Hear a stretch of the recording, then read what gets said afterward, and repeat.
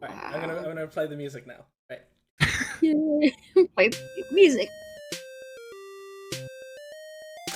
Hello and welcome to the Steam Release Podcast. It has been a long time, but before I get to that, we are the show that digs through the Steam Release list to find gems to bring to you. And here are my co-hosts, Rody Pie. Hey, how's you? And RadioTom? Is it the RadioTom now? Yeah, it's still RadioTom. For all intents and purposes, even though you'll find me on YouTube at Tom Tries. Yes. Yes. Oh my gosh, it's been too long. It's been too long. Oh my word. All right, I need to show notes because there's just like so many things I want to talk about, but I have to organize this. So yeah. News. First, I want to do what did you play first.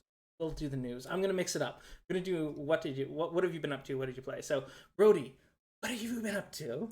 Oh, you not got the thing? Oh yeah. There we go. Professional. So professional. Right. There we go. What? Wait, hold on. I want Tom to go first because Okay. Yeah, I want Tom to go first. All right. I thought you got the screen thingamajig. All right. I'll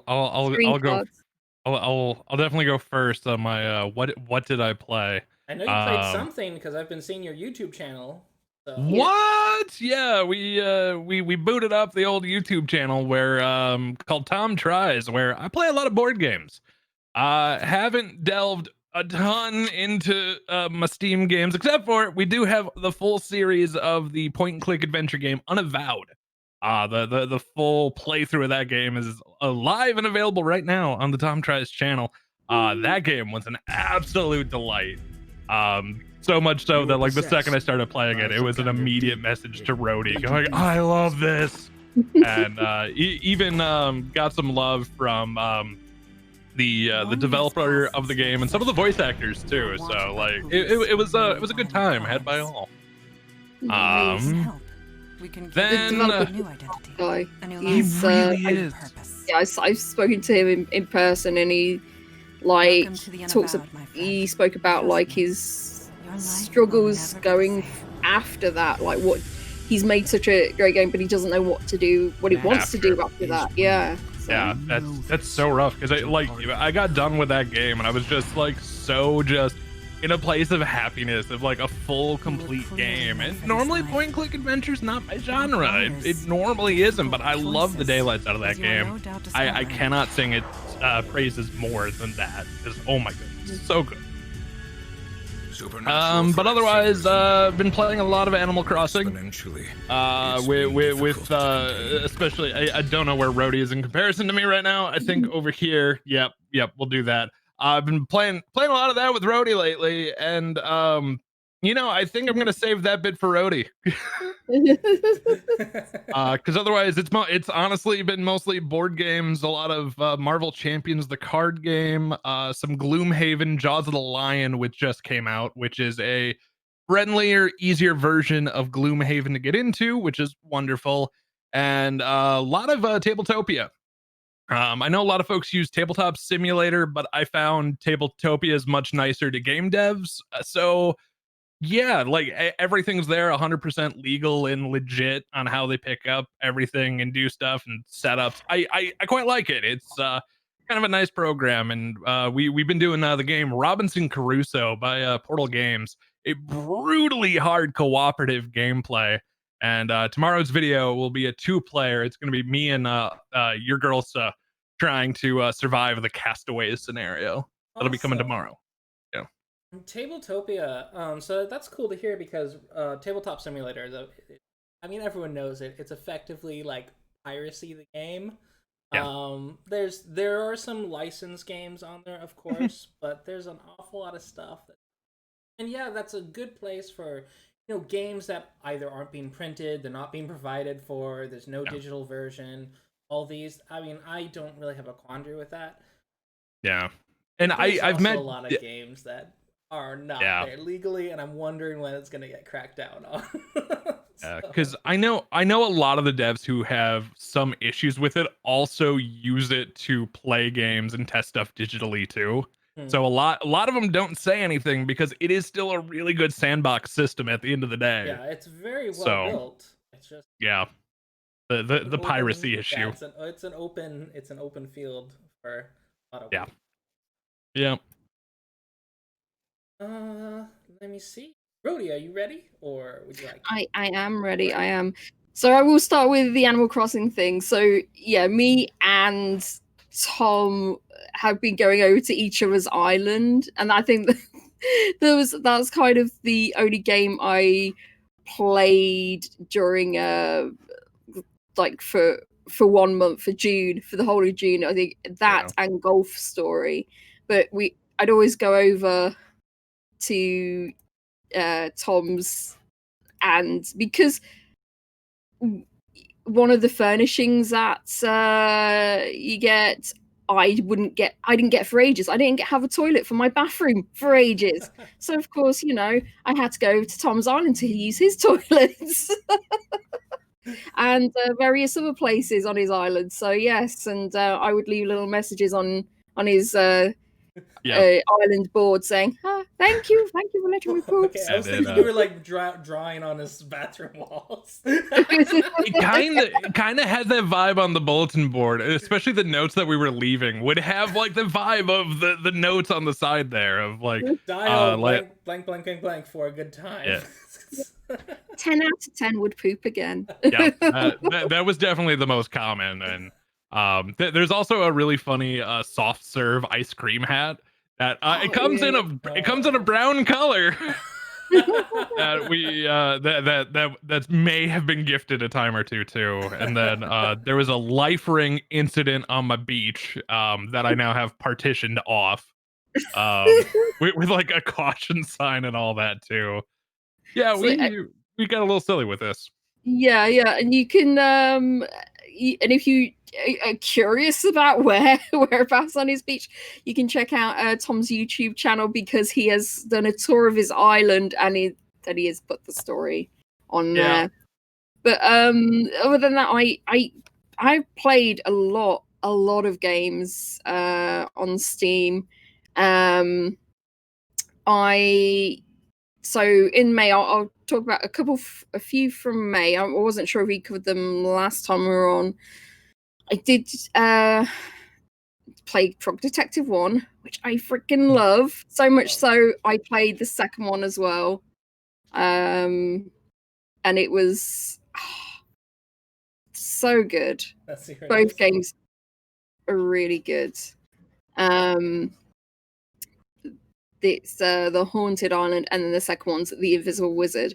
So they're kind of point and click games, or they are point and click games, but not in a traditional sense where it's particularly taxing on how to solve puzzles or anything. You're more like playing through a puzzle, and you're kind of, it's more you're watching this sort of comedy unfold. And just want to like read kind of the story and see these characters, and it is just, and the absurdity of it all. But it's just so fantastic. I really, really enjoyed it, and and at the end of the second one, it says, "Oh well, these cases have not really been like proper detective. I haven't really, done any uncovering or anything like that." And they're saying the next one, so the third iteration. So I'm really looking forward to that, because the comedy is really fantastic.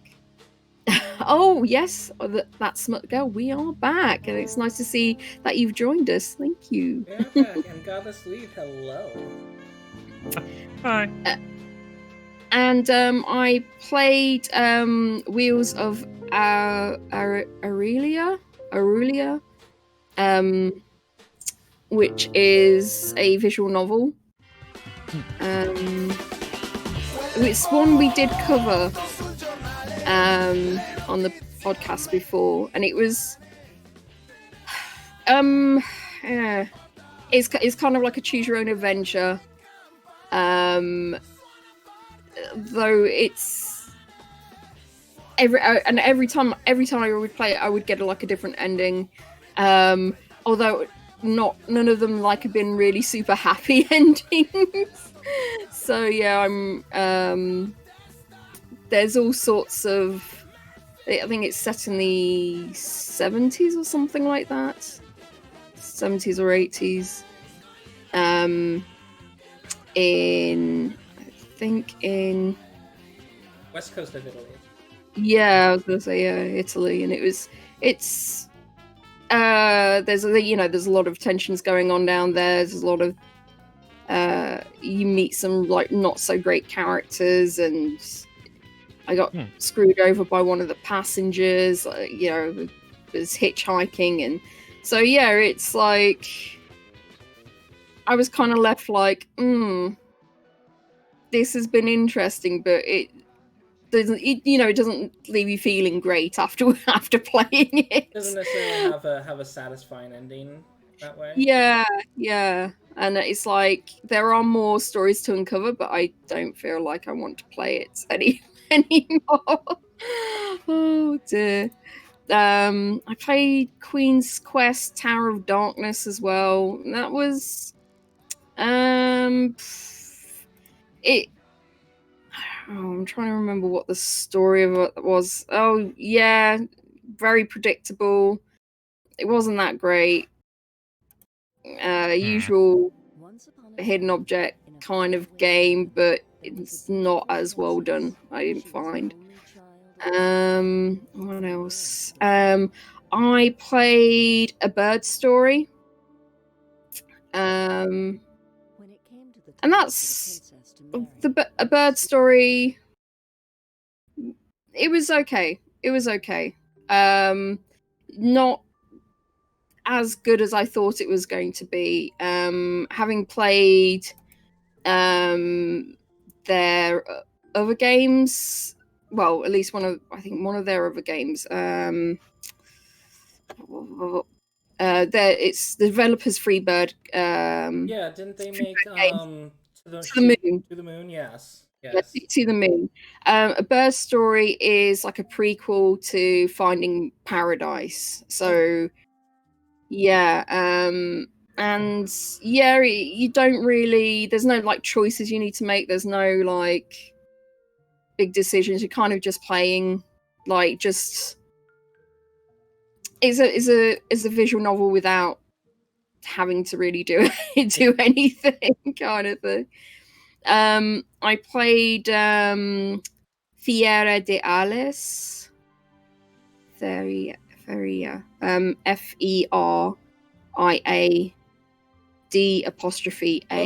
Okay, yeah. And then a Q. A Z or a Z. So yeah, that was quite. That I enjoyed this more than I thought I was going to. It is really well done. It's only 78 minutes long, but it's really like concise. Some really nice puzzles in there. Great story, fantastic comedy. It's just it's got and great characters in it, and I feel like none of the space, none of the scenes in the game, none of the space in the game was kind of wasted. I know, like sometimes they have like little scenes that you're looking around saying, oh well, this has to be there, this scene has to be there for a reason. You're looking around and nothing, there's nothing to do there. But no, it's all like really well planned. I really enjoyed that. So if you're looking for it like a short point and click game, definitely pick that one up. I played Hotel Sals, which is another one we talked about on the podcast before. Oh yeah, it's like that weird like Souls but misspelled. Yeah. Souls. And another surprise hit. It was like when I first booted it up, I wasn't really like, oh, that interesting. Like the first 10 minutes, I was like, oh no, I don't think I'm gonna like this so much. But it just got more and more interesting as it went on, and again, the characters make it really fantastic, and just the weirdness of it, the things that you're picking up, and there's an achievement where it let me throw chickens in the pond and stuff like that. It's just really weird things. But yeah, it's you lose you sold all your possessions and everything to track down this gem, and it's, you know, you're with that you'll be able to make medicines, and you have to go all the way to this town to pick it up, and then you stop over at the local hotel and it gets stolen, so you have to retrieve it, and then this weird things start happening to you. So yeah. Or I should say what Federales was about, that was about you wanting to become, it's a young girl wanting to become a bullfighter, and all the misadventures that happen with that. And I played Skyland, Heart of the Mountain. That was a really good hidden object game. I quite like that. It had like sort of steampunk elements in there. You are betrayed by somebody. Your father was. You go to visit a penal colony because the latest prisoner who had killed your father is causing problems there, and you get there. People have been crystallized, and the prisoner escapes, and so you're trying to stop him, put him back in prison, and stop his latest plans. And it's really good. It's really interesting. I quite like that one. And I played Endless Fables 4 Shadow Within. That was okay. That wasn't bad. I think it's a standard fare, really. It's okay. It's not particularly bad. It's not like that defend great you in any way. It's like, no, exactly. It's fine. And I didn't feel like I wasted my time. Exactly. And the last one I played, which we were asked to play on our curator page, was The Last Survey, and this is going to be released sometime, I think, in a few days. I think, yeah, 7th of August. So this is a visual novel, but it's more like a visual essay, I would say. I'm going to say what I really liked about it. So the soundtrack of it was really good. It has this sort of this creepy sort of like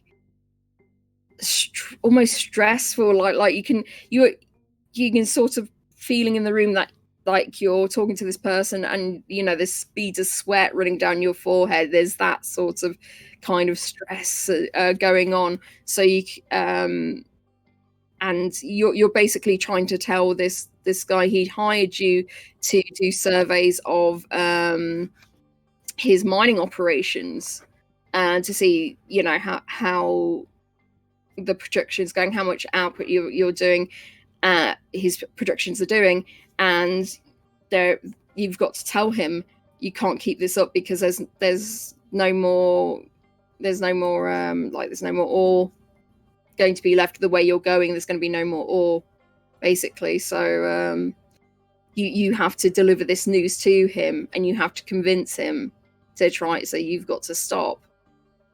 However, I don't think any of the any of the choices that you make in the game makes any difference really at all.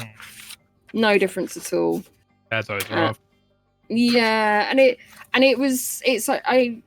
the single playthrough was only 50 minutes, but it was like, I don't know, it just wasn't. I don't know if it just wasn't for me, but it just wasn't so. Yeah. Yeah, it just wasn't this very. I feel like this should have had like some kind of dramatic reading to make it sort of interesting, because although this is a kind of a visual novel, there's not enough interaction for you to deal with. You know what I mean? Yeah. There's nothing to keep you kind of interested other than what you're reading, and it's like, and I feel for a game that just isn't enough. I got the impression from this that it might have been more of like a very introspective thing. So it's mostly you're inside the one character's head. Was that how it was? A bit, yes. You're also talking to this other person who you're trying to convince. But yeah, it is your own thoughts and how you feel about this person and how you're this sort of chess that each of you are playing, and if he's like, oh, he's just not going to listen to you because you've messed that up or whatever. Also, you can't like click through it fast because you'll get a penalty. Wait, what? So you can't like if this like dialogue doesn't particularly interest you or whatever, you can't click through it really fast. You have to like read it slowly, read it properly. So how does it penalize you? I what was it? It was the person that you're talking to is getting impatient or something, and I think they might. I didn't try to find out what happened. You know, I'm dyslexic anyway, so I'm going to read slowly. So I'm not sure what the penalty is. Maybe you can't. He leaves, or you can't. The game. He just ups and leaves, or you up and leave, or I don't know. Oh man, that's stuff like that bothers me, because especially like anytime I'm doing like readings, and sometimes I'm reading a little bit faster than the dialogue anyway, so don't penalize me for clicking through. No. Yeah. I'm a speed reader, so like stuff like that would really. I can see a page and read most of it. I'm a super slow reader. So yeah, that is all the games that I've played. Well, I did not play very many games, but I did play. I did continue the. Oh no! So I got Wargroove, which is excellent. It's so good. It's so good. You have it. You have it. Cool. Yeah, we need to play together. It's a great game. I have not done the multiplayer yet, but I've been doing the campaign, and it is just thick. Just the pixel art. It's so cute. There's like this story that seems right out of a storybook. It doesn't take itself too seriously, but it also does have like kind of a high stakes storyline. But it just very much feels like it's like just you're inside a storybook, and it's very pleasant. It reminds me a lot of Shining Force, except with the sort of resource. And also, something I thought was really cool is that this game, it's not the same set of mechanics every map. Some maps, you do have to, it does become almost like a turn-based RTS. That doesn't make any sense.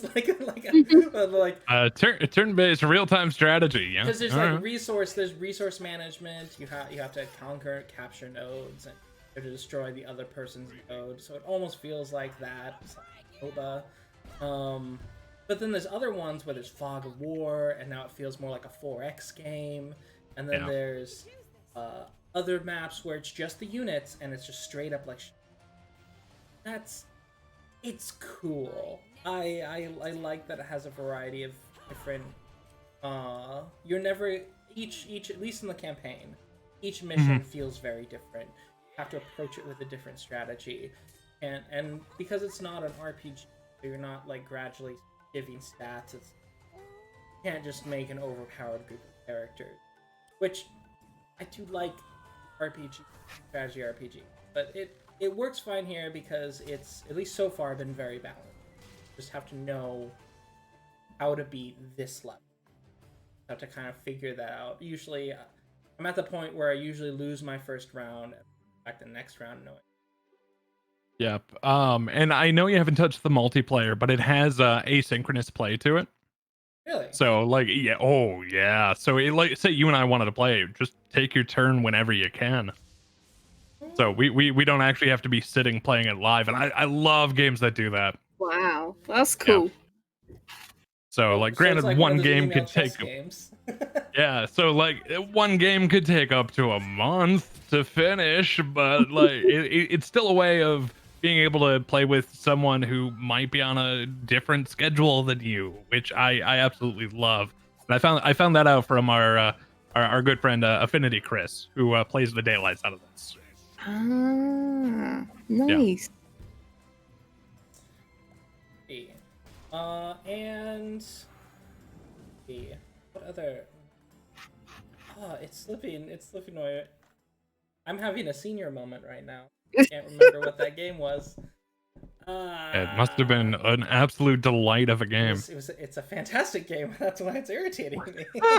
Okay. Oh, and golf with your friends was this one is fantastic, great. So there's a lot of great because it has a user created maps and such. Yep. It's so good. I've been playing this with some friends and family, and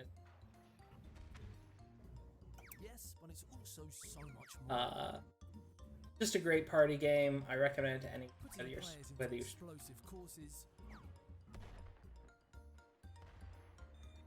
golf with friends. And I'm trying to the Spheromancer. What is the name of that game? You know what? I'm gonna have to go into my library. I always 2 hours later.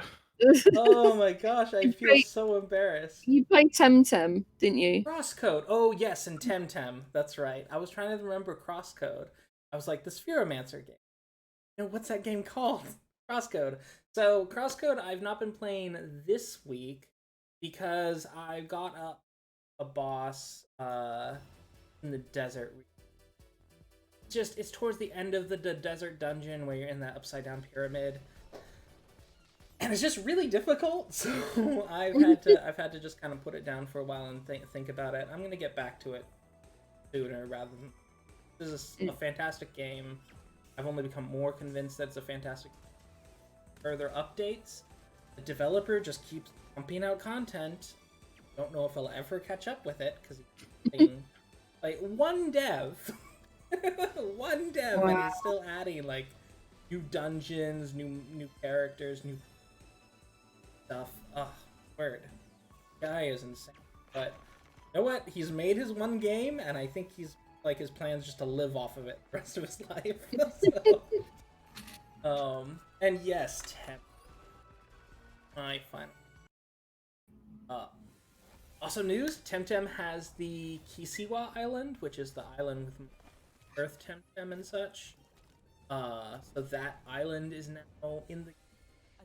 So there's kind of a lack of Earth Temtem, at least before this island update. So it's doing good. I've beat second dojo, so now I'm kind of working my way through third dojo.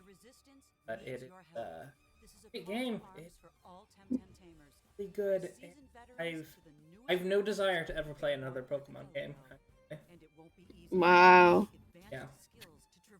I feel like they've taken the formula and improved on it so much that I feel like it would be going backward. Unless Pokemon does a bunch of innovation. This is the team. This is like so just fantastic. So yeah, that's what I played this week. Yay! Yay! Yay! Oh yeah. And before we get on with there's a little bit of news that's happened. There's been some multiple small interface updates. You may notice them in your library and search. So they're continually going onto this new 2.0. So that's been cool to see. Also, it's not in our list, but Beneath a Steel Sky came from It was in the 1990s when it released.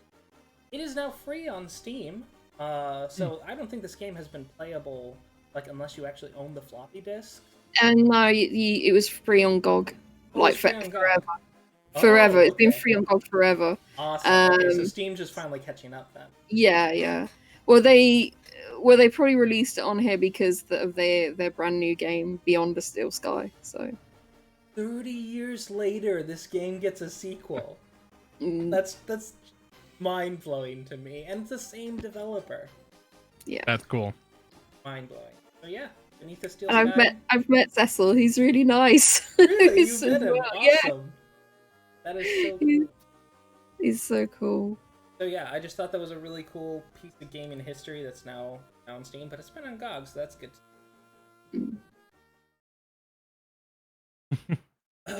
So yeah, with that, I think we were catch up, and that with our little sort of scene got going on. That Radi was so kind to find some.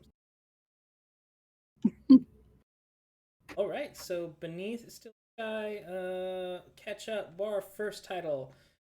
So Super.com is the newest kind of indie mega publisher, released their first game. So this publisher is publishing a bunch of games, but they released their first night game. It's called Broken Lines. Take it away. Oh god, do I remember how to do this? Words. Broken Lines is a story-driven turn-based tactical RPG set in an alternate history version of World War II. It's a game about a group of 8 soldiers who crash land behind enemy lines. It's up to you to lead them home while fending off the enemy and helping them deal with the horrors of war. So this looks kind of like an XCOM, like a sort of historical thing going on. Yeah, that's the exact vibe I'm getting. It has mixed reviews lately. Yeah, I was wondering about that because it's all very positive, and then lately it's like mixed. So yeah, I wonder what suddenly changed it. One of the early access promises not fulfilled, methinks. That's what normally happens when the game is positive. Sorry, go ahead. So someone says, TLDR, it's like XCOM mixed with BAC without the good parts of Evil 1. Ooh, savage. Dang. Oh, we should, if we get sounders, we gotta have like a burn. Oh. Burn notice. Burned. Yeah. And then if there's a really good one, I'll make you one free of charge that just says tight and juicy. It's back. It's back, everybody. It's back. So, I made it 40 minutes. But yeah, Super.com. There's a bunch of indie games that these folks have. So they've got Alchemist Adventure. They've got a bunch of other ones you've probably seen at some expos like Radi and Retro Machine. So there's just these. It's always interesting to me when to see a new sort of like small games publisher pop up, and that. But it does. Broken Lines is developed by 13-ish devs out of Copenhagen, Denmark. PortaPlay. And it's £19.99, so it's on the more expensive side. $24.99. It's definitely kind of up there for an indie game. Yeah. Right. Our next title is Genesis Alpha 1 Deluxe. Hyper jump into the dark recesses of space with Genesis Alpha 1, a roguelike FPS where you must build, maintain, and navigate your ship through a galaxy filled with hostile alien and human threats. Explore, create, and survive the militarized space race in order to secure humanity's future. This, just looking at it, I'm immediately getting like Doom clone vibes. Yeah, but with bad lighting. That's my main irritant with this, because I feel like this is probably made on the Unreal Engine, is my guess. Because I feel like this sort of lighting. There are games that are developed that look fantastic, but you have to not just use.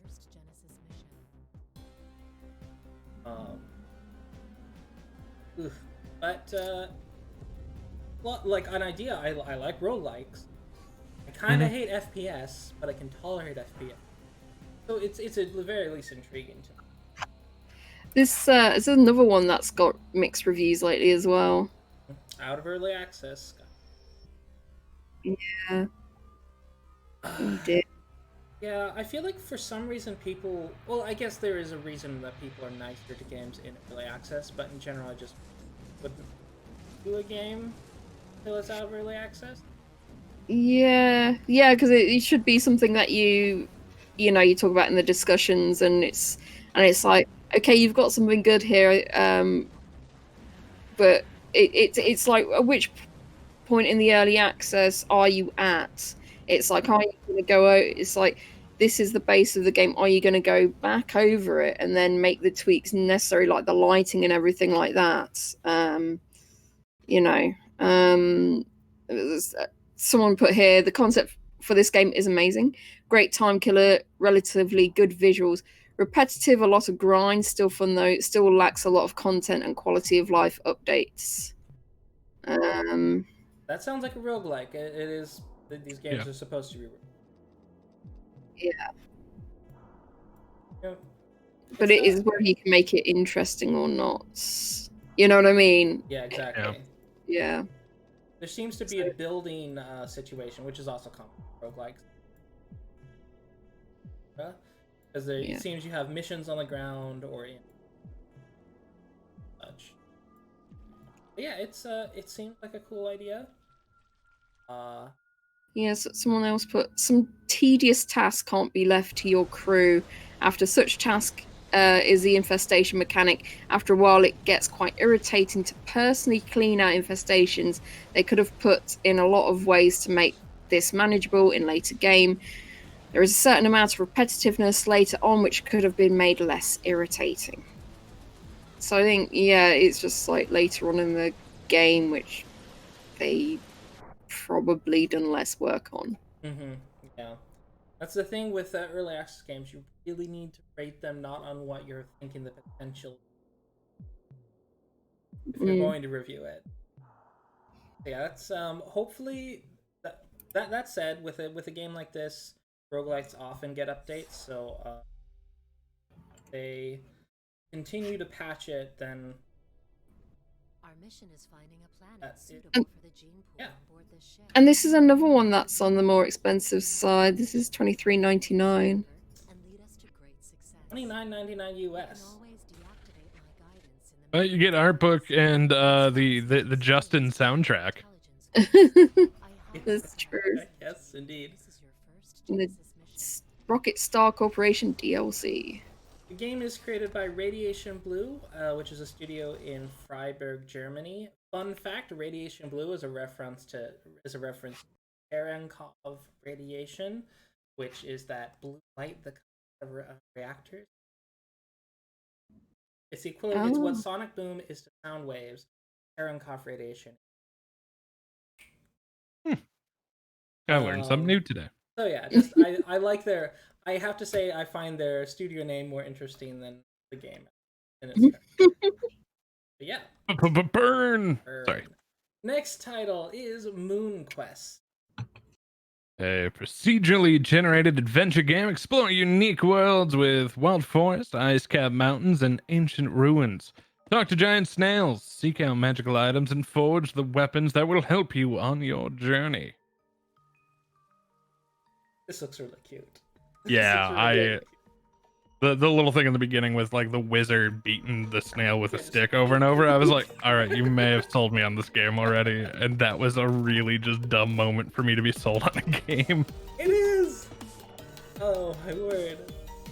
The graphics remind me a bit of Starbound, I think. Yeah. In fact, like, when you first look at it, I thought, oh, this is Starbound. Yeah. I think the characters are a bit bigger are significantly bigger in relation to the screen.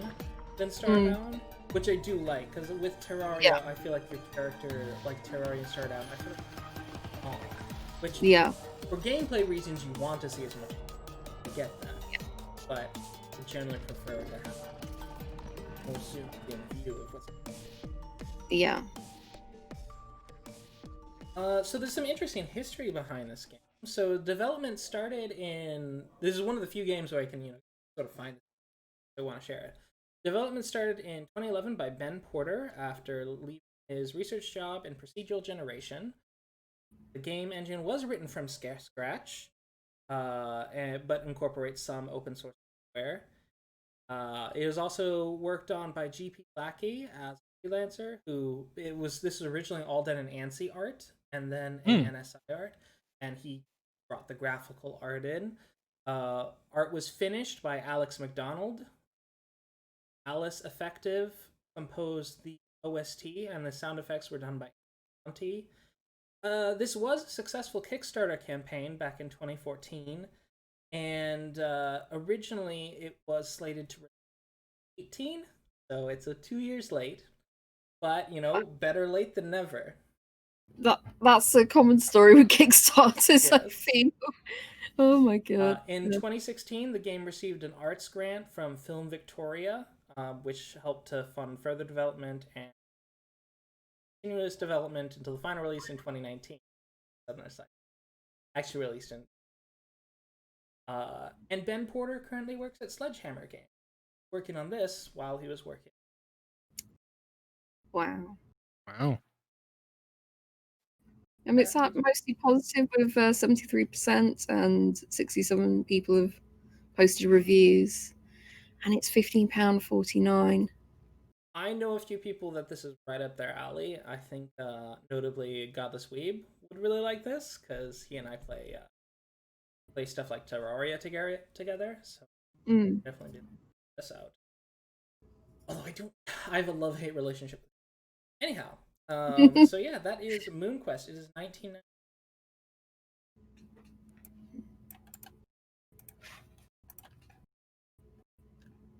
Which is a bit closer to that indie price. Yeah. Probably £15.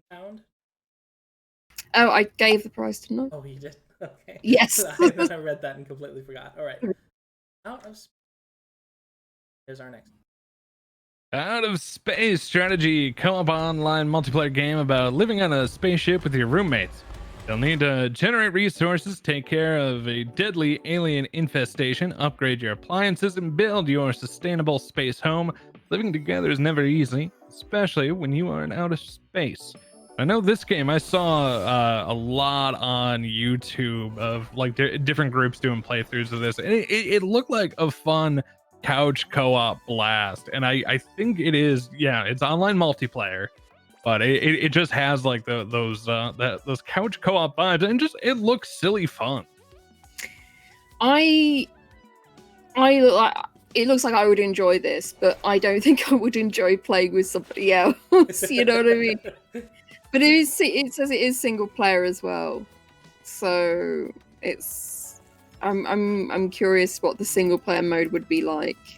Yeah, I hope it wouldn't be anything like Overcooked, where you have to control two characters.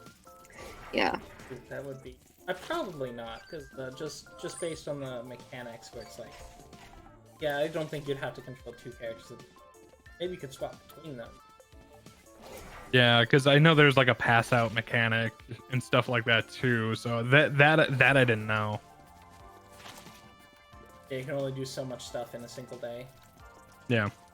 I see. Yeah. Buy, build, and place your new technology while keeping your systems efficient and sustainable. Power up your spaceship by recycling alien goo and producing energy batteries.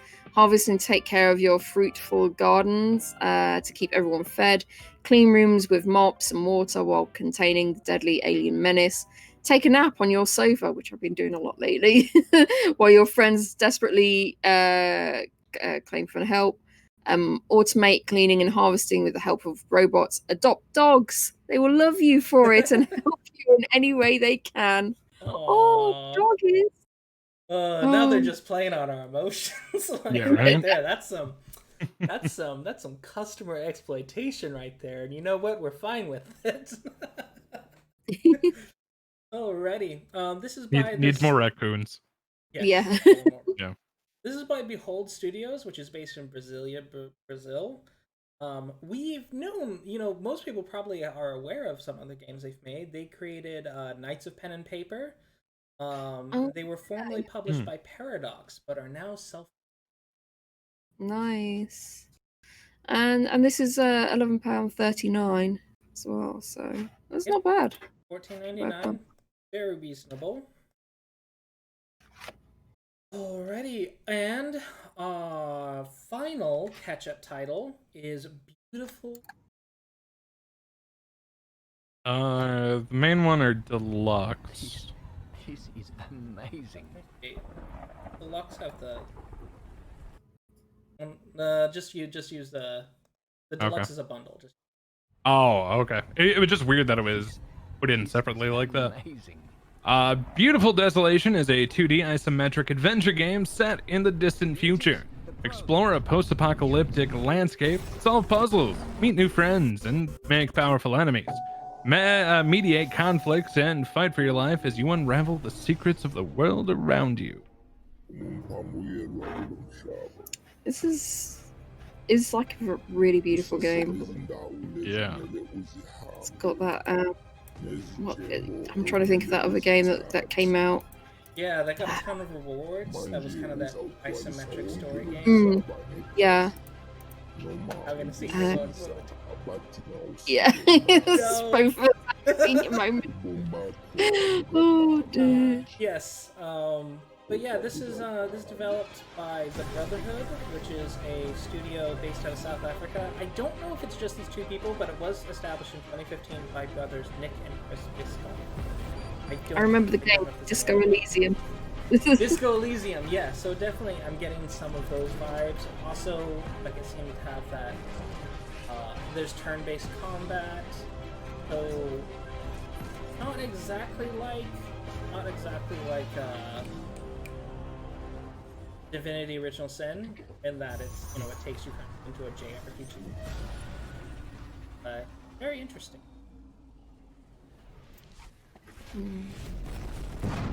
It's gotten like mostly positive reviews. I'm trying to find any the sort of pros and cons of the game. See. But yeah, it's mainly looks great. Story's quite good. Yeah. And it's $15.49. The playtime for this, I'm seeing mainly over 14 hours of play. So yeah, it's a good price. So on the shorter end, but it's that seems it wouldn't overstay its welcome. So yeah, that's good. Yes, about sure. Yeah. And that is and it is $19.99. So yeah, that is Beautiful Desolation. Our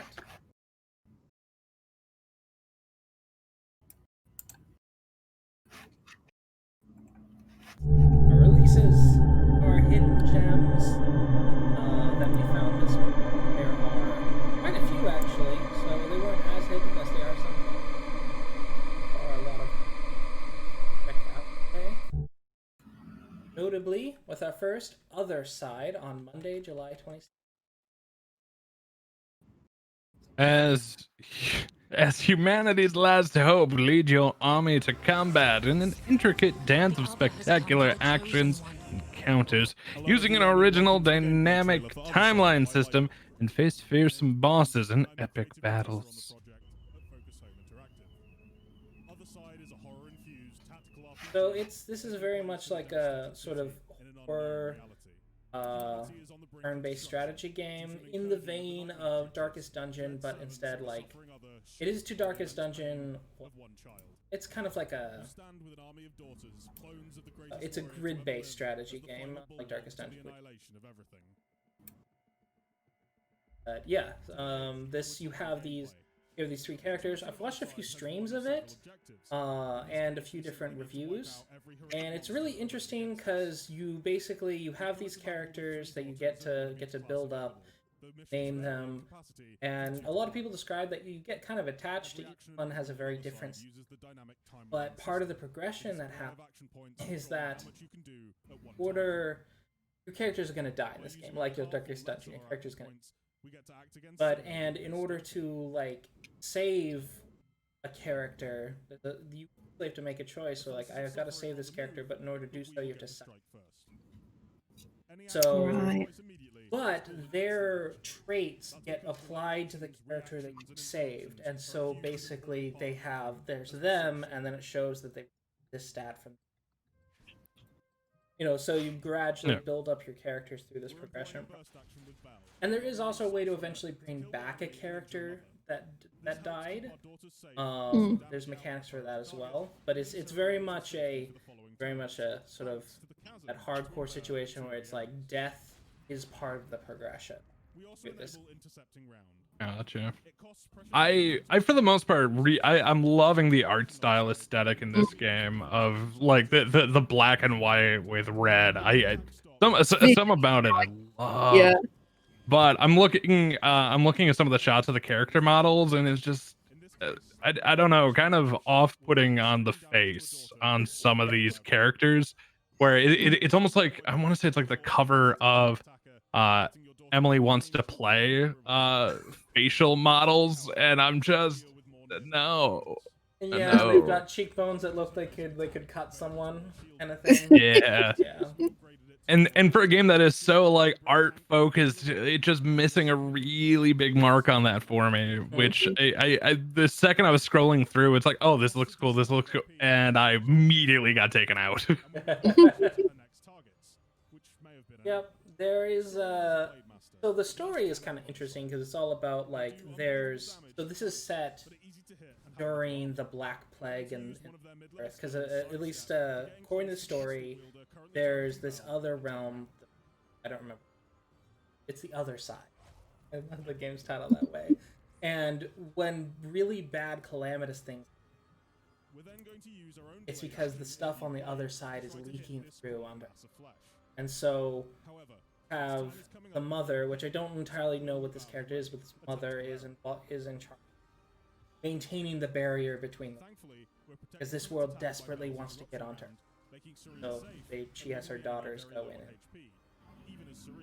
and reseal the holes in the barrier. So that's a story. It's not anything that I've definitely heard this storyline in other RPGs. Oddly enough, I got a real Polish vibe from this game. I don't know why, but it is actually developed by a studio in Paris, Lightbulb. So Okay. I don't know why I just thought Poland. Yeah. But yeah, it's like visually striking, and I think it sounds really intriguing. The story sounds really intriguing as well. But yeah, it says endless combat possibilities with the dynamic timeline system, deep and complex narrative. Failure is not the end. Return with lost powers to face a new nightmare. So yeah, it's again, this one's more on the more expensive side. Is $29.99, and I was seeing. I haven't seen anything from like 5 hours to 23 hours. Yeah, and it's gonna be hard to judge because I think this is kind of roguelike. Yeah. I don't know how quickly people. I think, if I remember correctly, the reviewers said this sort of a new game plus type thing. Right. Progression that way as well. So I don't know if you're gonna get 35 hours of gameplay out of this type, but if you really wanted to, you could probably at least get. I think 35 is a little more expensive than I would really put down for this. But it is at the very least. It's piqued my interest.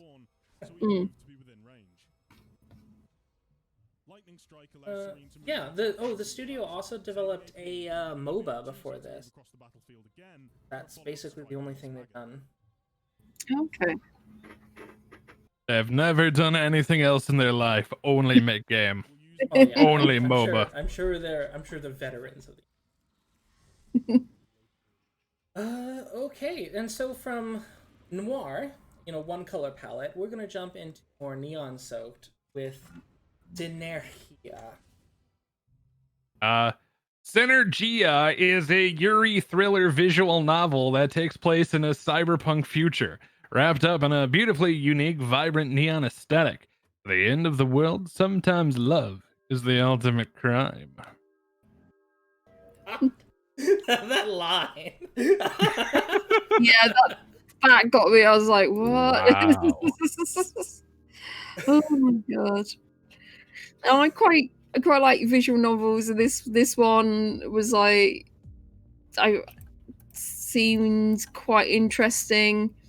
But looking at the screenshots, like they've just taken screenshots where everyone is just saying one line or something. Yeah. So I'm wondering like how text heavy it is. I've seen in the how choice heavy it is too. Yeah, true. There's that, and I have read some of the reviews, and they said there's not really, it isn't that text heavy like some visual novels are. So that's pretty good.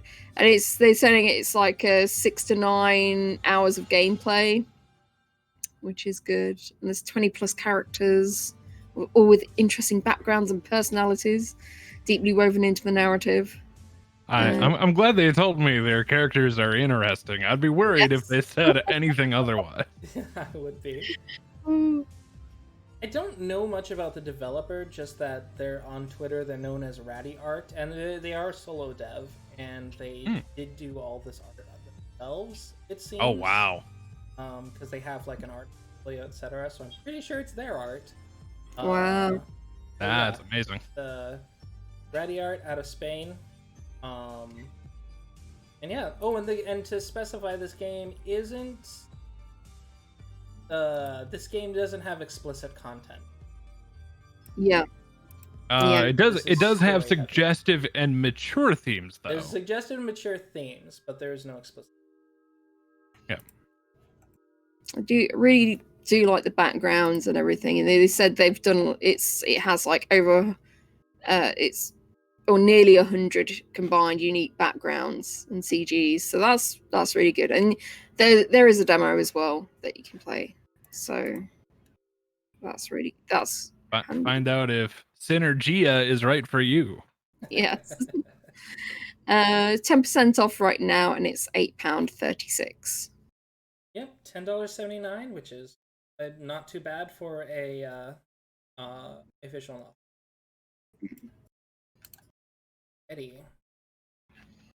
Our next game, on Tuesday, July 28th, our next game comes from a studio better known for FMV titles. It's good to know that they have some graphical chops with Maid of Sker.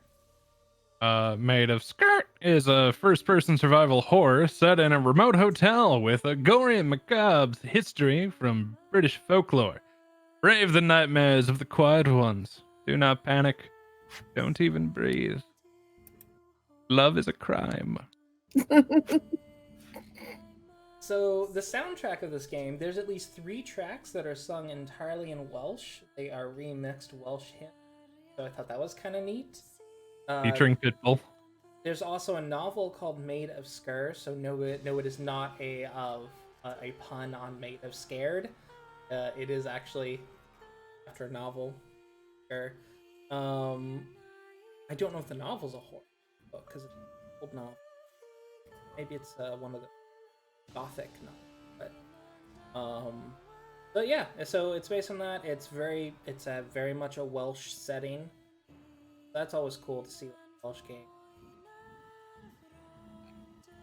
This is the part of England no one. It was the part of the UK. That's not part of England. So it's the part of the UK a lot of people don't really hear about.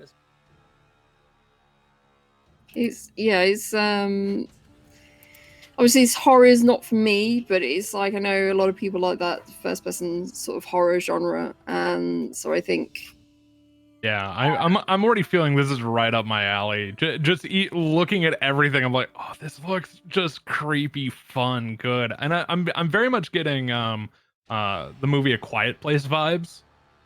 Yeah. Even like the thumbnail for this game with a hand over the mouth, and just everything I'm seeing in the background is very much A Quiet Place, and I'm not saying that as a bad thing either. Absolutely fantastic movie. So I'm very much intrigued by this game, and of course they're doing the one thing that I know we always kind of rag places on, of showing their villain Yeah. inside of stuff, but even seeing the villain, I'm like, yeah, no, that's still scary. Okay, I don't kind of want to bump into that. All right, we're cool. Yeah, so I think an aspect of the villains in this game as well is that that's more about not, which is also a very stressful idea to me. So it's because I just know you can be sneaking down a hall. Somewhere there's gonna be a broom-like line on there, and you step on it, and it goes rattle, rattle, rattle, rattle, and then you're just like have a heart attack, and then no one comes, and you're like, oh, open the door. Glass shatters, and then you're just like, then the monster comes. Yeah, no, this is not a scenario I want to be in. So, a full Dewey playthrough coming soon, everybody. This is some much needed to be seen content. My cousins really want me to play horror games because it's very entertaining. Oh. The Dewey horror channel coming soon, everybody. You heard it here first. Official announcement. And I just had my official announcements license revoked. Okay. Yep, can't make those on this channel anymore. So it's round about 5 hours long. That was the only issue I had, especially if you're paying $17.99, and that's with 10% off. It's normally $22.49 here. Yeah, it's not great. I'd say not surprising for Welsh Interactive, because I don't think they generally do very long games. No, but I would with that price. Considering like how many games they have on Steam, and you think they're like used to sort of like pricing and the competition and everything. This isn't their first game they've put up there. You think they would be more aware of like what price people want to pay, really? Yeah, they might be testing the waters with it too. True. Yeah, I mean that's the thing with a game on Steam. It's fairly easy to also promote. So might be just pricing a. I know I've seen like interactives. I think it'll happen. But yeah, that is Maid of Sker. Sker. Finally, some color in our next title, Ageless. It's a story-driven puzzle platformer where you must alter the age of animals and plant life around you to progress. Play as Kiara, a young girl who braves through heartache and loss as she journeys across a mysterious world to discover its secrets and herself in a world where love is a crime. Okay. I can't let that go. I can't let that go. That line. All right. So by publisher Teen 17, so we've had two by the same publisher this week. They've been busy. I watched the developer stream this, and it's very interesting. It's got it's a straight up platformer, but then there's also this thing where you have these arrows. So you have these arrows that you shoot. One ages something and one reverses it. So the sort of control of time, but specifically the time of the thing.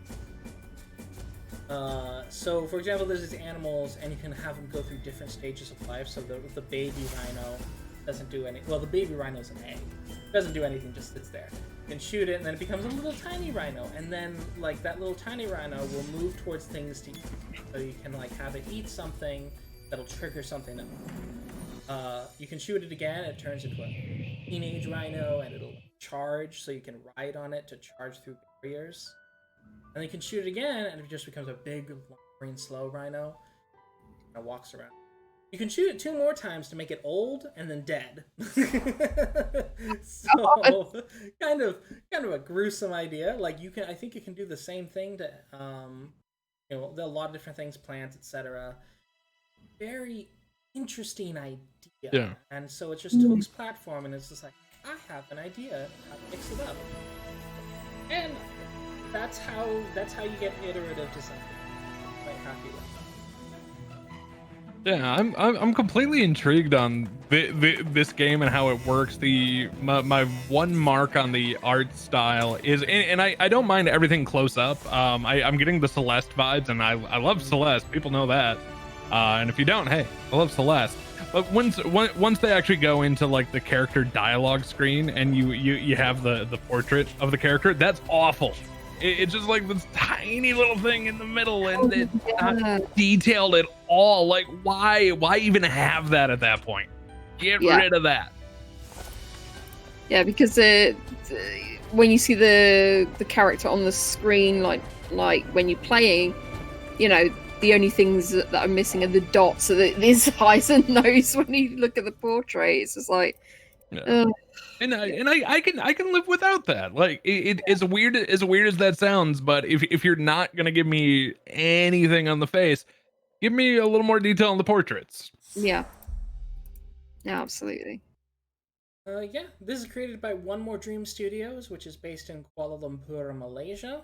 It's their first game, and I couldn't find much information about the studio. There's the lady who does the stream, and I believe she's one of, like, the way she was talking, I was pretty sure she was one of the developers. Because sometimes they also host like the watch developer stream section, which is just confusing. Don't do that, please. But anyhow, so she was streaming it. I don't know if it's a solo project. I wouldn't be surprised, but yeah. So it was just kind of interesting how to find out, but there's very little for being able to. There's a free demo that you can play, so you know you can see how you like it or not. It is $10.99. There's not like many reviews up right now, but it's looking like and people have only played like a few hours so far. So yeah.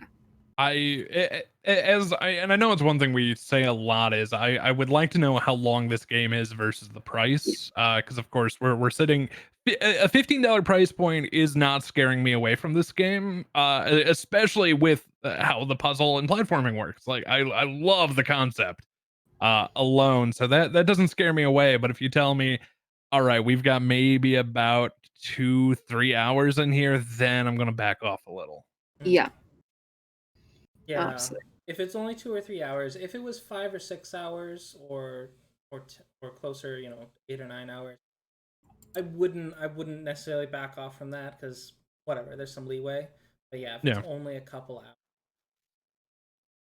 but there is a demo, so yeah, it's at the very least it's piqued my interest. Yeah. So from color to contemplation, we have what seems to be like a spiritual journey of a game, Arrog. Arrog is an enigmatic puzzle adventure game featuring hand-drawn art and set in a bizarre black and white world with color accents. Yep. So this was so I've watched a playthrough of the first 15 or 20 minutes of it. It was really interesting because the guy who does he kind of narrates what's happening.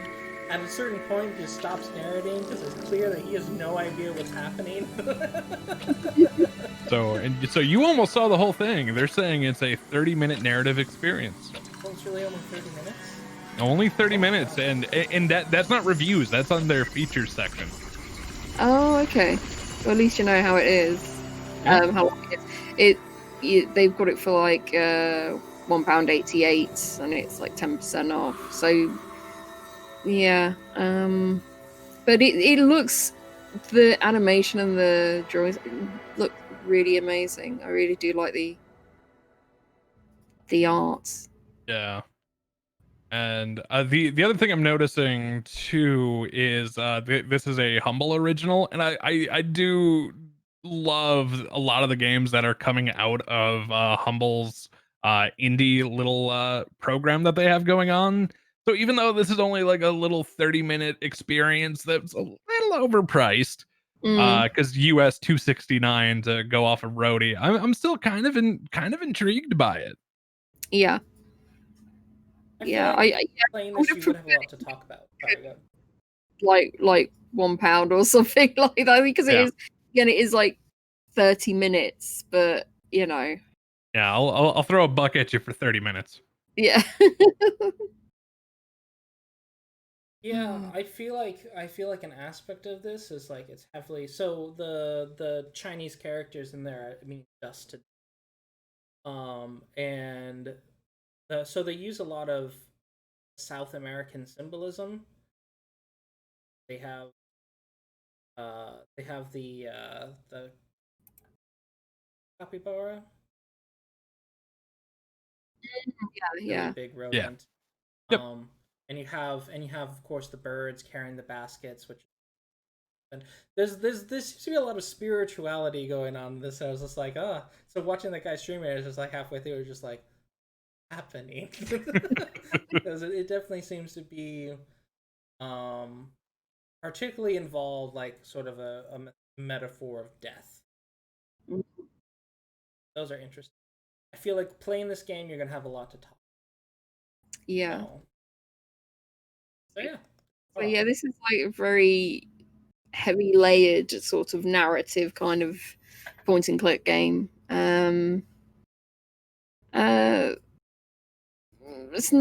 not sure if it would be something I'd put on my list, but I wouldn't mind watching someone play this, I think, just to sort of get a flavor for what it is.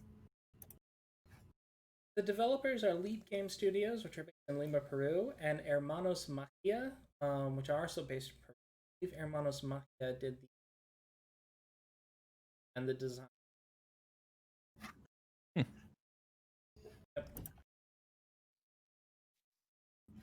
And with that, we now go to Wednesday, July 29th, with the game Wind. In a place called Wind Peaks, mysteries happen. Help the scouts find all the missing objects in this fun and relaxing adventure of treasure hunt. Okay, I think this game is up my alley. it's like it looks a bit like Hidden Folks, but you know, set in one particular place. So yeah, it looks so cute. Yeah, I'm loving the aesthetic, the hand drawn levels. Like so it looks a lot like Don't Starve or those sort of games, but much more vibrant, and I love it. I love how this looks. Yeah. Yeah, this is created by Actoon Studio, which notably it's based out of Brazil, and notably they're a studio that specializes in family focused. So yeah, I think their first game. There was like a cow-a-corn. Like instead of a unicorn, it was a cow unicorn, and I love it. I love it. Oh my god! 10 cartoonish handmade levels, relaxing forest sounds, a relaxing, wholesome experience, fun and peaceful interactions, cute, casual gameplay. Yeah, about 2 hours long at a $5.39, normally $5.99, but 10% off right now. Yeah. It's a coffee. I won't complain. Yeah, there's £4.31. Yeah, with the 10% off. But yeah, that's the thing. So with Hidden Folks, I got like over 8 hours of gameplay for it, and that was Oh well, yeah. I probably got it on sale, but that's like $10.99 full price. But I don't know. I do like these like shorter games. I can just like dip into, play it, and then if I feel like playing something a different kind of genre, or I can dip into something else then.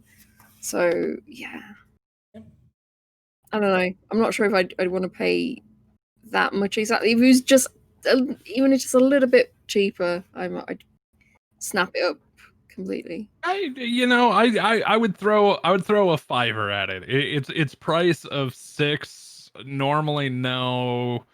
I don't know. It's like what's a buck, but it's like if I had a $5, I would pay $5 for this. Mm. Well, it's very cute. It's very cute. I quite like the look. Go check it out. Also, the neighbors are doing renovations in their house, and the workers are out there, and they've got a boombox going. So if you hear anything, that's what that is. Oh, hopefully it doesn't pick up well enough to get you demonetized, or not demonetized, but struck down, muted. Like, please don't play such loud music. Those darn kids and their music. They got those darn kids and their music box outside. Righty. Our second title from Wednesday, July 15th is An Interesting Journey of Monsieur. Oh, alrighty. This An Interesting Journey of Monsieur Path is a platform isometric puzzle game sharing similar mechanics with the Sokoban. Monsieur Path attempts to revisit the genre using 3D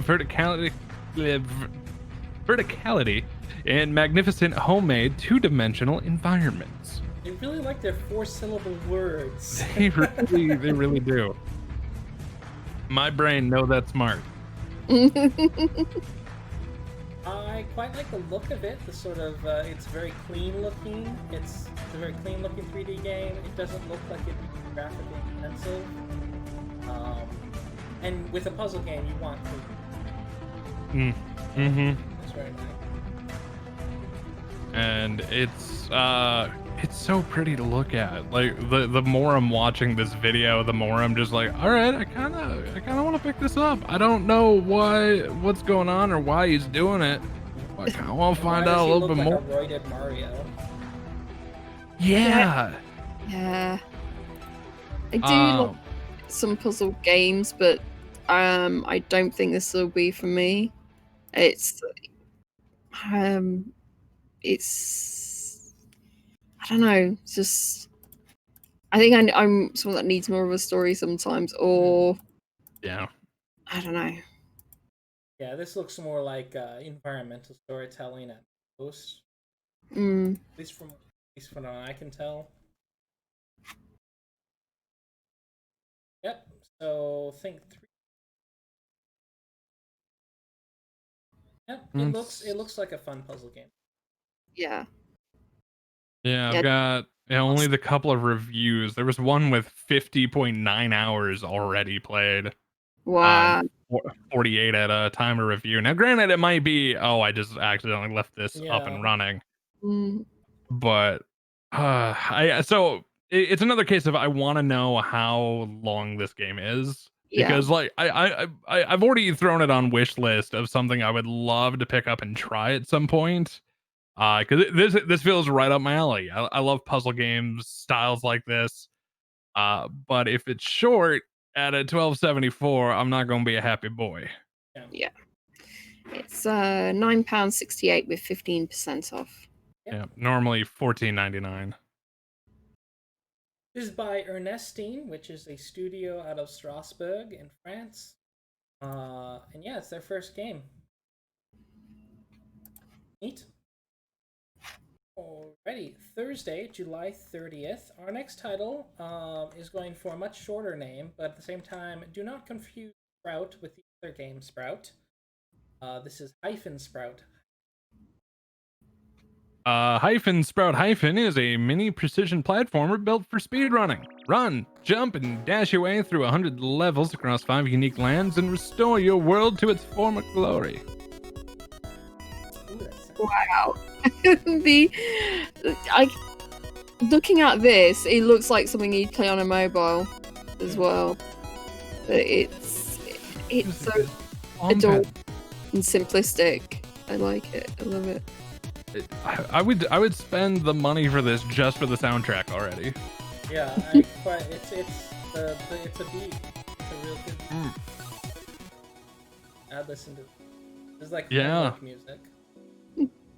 But yeah, I'm with Rody on this feels like it's meant to be a mobile speedrunner, not your typical PC speedrunner, because like the levels are one screen sized at most. Yeah. But which it gives me like it feels like going from NES to SNES for the game N++ is kind of the vibe I'm getting. Of you always have like the one screen, but of course that would just pure small pixelated. This is so that's my best example I have graphics wise of going from NES to Super Nintendo.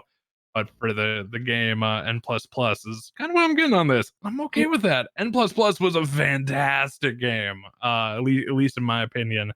So if Sprout's anything like that, short levels are fine if they're challenging and fun, and it's got a good soundtrack. I'm kind of on board on Sprout so far. Yeah, it says snappy speedrunner friendly gameplay, 5 areas with unique mechanics, online leaderboards, original soundtrack, 20 achievements, 40 hidden collectibles. It doesn't say how many. I mean, it says the areas, but it doesn't say how many levels within those areas. It says 100 up. Yeah, it's 100 up top. Oh, okay. Someone has put one of the cons for it. It's like it can be frustrating if you're not good or experienced at precision platformers. Yep, and that's what it is. It is a precision platform. So, but I do like that with the levels being so very short. There's never so much. You're not getting kicked back very far when you die. Yeah. It's 20% off right now, and it's £4.63. I feel like this game would be used for like training for speedrunning, almost like just training reaction. True. Yeah, it's $7.99 normally, 20% off right now, $6.39 US. Alrighty, and it's Sparky Software's first game. Congrats! Yay. Our next title is Imperium's Greek Wars. Imperium's Greek Wars is a unique combination of turn-based 4X and historical grand strategy with a mythological twist. Explore the ancient world and open it up to your people. Survive, expand, conquer, and love is a crime. Oh my gosh, you're gonna give people the wrong idea. What? But oh, sorry, and win. I'm sorry. I just blanked out there for a second. Yeah, I'm sure. That leading a country is not just yeah, this has that sort of 4X look. It looks kind of like Aggressors Rome. There was another game where it's basically Rome Total War, but you take out the real-time strategy battles and it's just the stuff going on. Which, to be honest, is the part of Rome Total War I like the most. I avoid the RTS battles as much as possible. Terrible at RTS.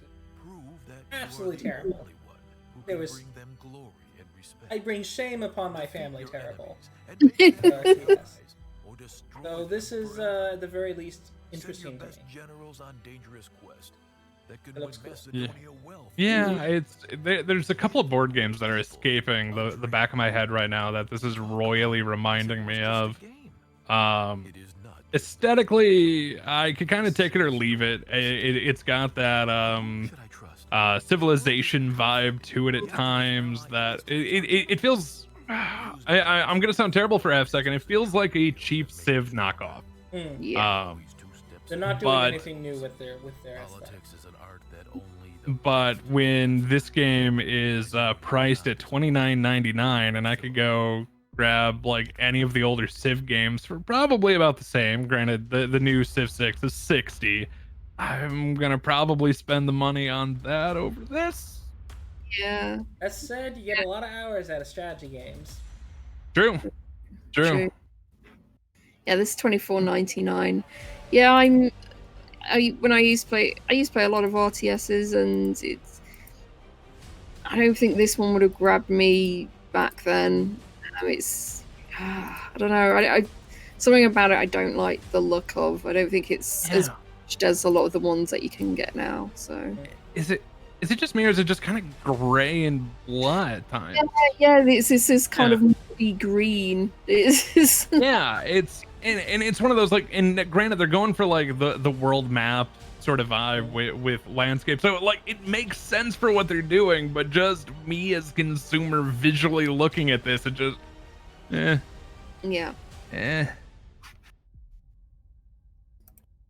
Alrighty. This is developed by Kube Games out of Prague, Czechia. And it is the first game, I believe their first game ever. Yeah. Congratulations. I'm sorry, I was a little rude. Yeah, sorry. I was bringing that up last to make you guys feel bad. Anyhow, Liberated. The next one. Ooh, wow. I'm just watching the video instead of reading this. Okay. Enter an action adventure game inside a playable hand-drawn comic book. Uncover an alarmingly current cyberpunk reality where human rights are dying away. Take up arms and solve puzzles in a noir rain-soaked city that's desperate for justice, where love is a crime. At least it works here. It works in this one. Yeah, I'm sure it does. I really like the sort of black and white comic book aesthetic. The problem that right now it's at mixed. It's at 59%, which is 30. And I kind of know why. So a lot of the I was looking at the reviews because I was curious. I just seen them look this good. I was reviews. Yeah. And it's because it is a form over function type game. At least in most description, where like it looks fantastic. The story is great, but the game mechanics are at times frustrating. So yeah, there's a downside, and it really hurts to hear that because this looks fix computers. That does seem like reading the negative, reading the positive one. That does seem to be the issue where it's a form of. That's such a shame for a game that looks this good. It says someone says no customization of keyboard controls, no customization of mouse sensitivity, no saves, just points, quick time events. Sometimes the foreground scenery blocks the view, so you are unable to see what is happening. This sounds like it's a case of they need more like player testers to get feedback. Atomic Wolf, you are onto something here. Like you had me excited from the second I saw this, and then I went and read some issues. Like you got hope. You got potential there, kid. Atomic Wolf is based out of Warsaw, Poland, and they are currently in developing 4 Minutes to the Apocalypse, and they previously made Mad A, which got very positive reviews actually. So they have a good history behind them. Yeah. So my best hope is that this gets. Yeah. Yeah, it's 20% off right now, and it's £12.39. 20% off in the US to bring it to $15.99. How long is it? Let me see. Well, let's see. I don't think it's a very long game. One of the reviews. Seeing a lot of 4 hours. 4 hours of gameplay. That's the average I'm running into. Ooh. Oh yeah, 3.5 hours is one of the reviews. And it takes 3.5 hours to finish the game, and the 2. Wow. Very. The other thing I'm finding interesting on this one, not to kind of beat a dead horse a little bit here, is the fact that it's full voiceover. If I'm playing a comic game, I'm expecting to read. If everything's set inside of panels, everything going on, and like even I've got a screenshot up right now where it's got like the headshot going on. I'm like, I'm expecting to read that. I don't know if I necessarily want a full voiceover game. Well, no, I quite like having, not to read it and just like, just experiencing it. Yeah, I don't know. I can If the see both. voiceover is good and the narrative's like, the voiceover narrative's like really good, then that's, I think that's really good. Because it reminds me of like watching Batman animations or something like that. True. Yeah. Or just the voiceover comics that were a thing. Yeah, you're not wrong there. I guess just me as the good comic book nerd that I am. It's like if you show me a page of a comic book, I'm not expecting it to be read. It's just me. I think if they could have saved a ton of money and time using text and have made the gameplay better, that would have been a good trade-off. Yeah. But I think the voice acting sounded pretty good of what I heard. And even what and I'll agree. Like I'm listening to it now. It's like it sounds good. I don't know. I'm just being whiny. I definitely think getting the whole comic book experience, like a game with a comic book, that would help. I remember even old Sega Genesis like that. Yeah. It's a neat concept. All right. Yeah. Our next title is Hellpoint by Cradle Game. Oh, I just saw the price point already. This might be good. Hellpoint is an intense action RPG taking place on Irid Novo, a derelict space station soaked in an intoxicating dark sci-fi atmosphere. Fight dreadful creatures, face the cosmic gods, and unravel their twisted story. Should the challenge be too great, play with a friend in local or online co-op. So I've been hearing from folks that this really feels like so it has a Dark Souls type combat, but this one it's not really a good solo Dark Souls, but it is a very good co-op Dark Souls experiment. So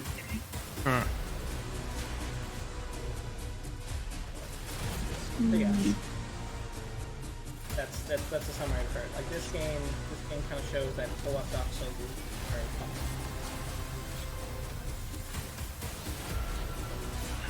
Some of the I like the look of it, but I feel like a lot of the maps look like very empty or something. Yeah. But I mean, granted, if it's kind of a boss fighter Souls sort of thing, a lot of it is going to be empty as the focus is the big boss fight. But put some more crates or something. I don't know. I think I was already scared off from this game just on the price point alone, and then getting into it and looking at it, I'm not sold. I'm really not. Yeah, it's £27.79. It's $34.99. Yeah. Yep. So it's definitely a more expensive game. This is developed by Studio Cradle Games out of Quebec City, Canada. It is the first game developed by 7 devs. But it has gotten a mostly positive, but that's 70%. I've been seeing maybe 15 to 20 hours on gameplay. I'm a little more on board seeing that. So maybe one that not get now, but maybe check out on sale. Yeah.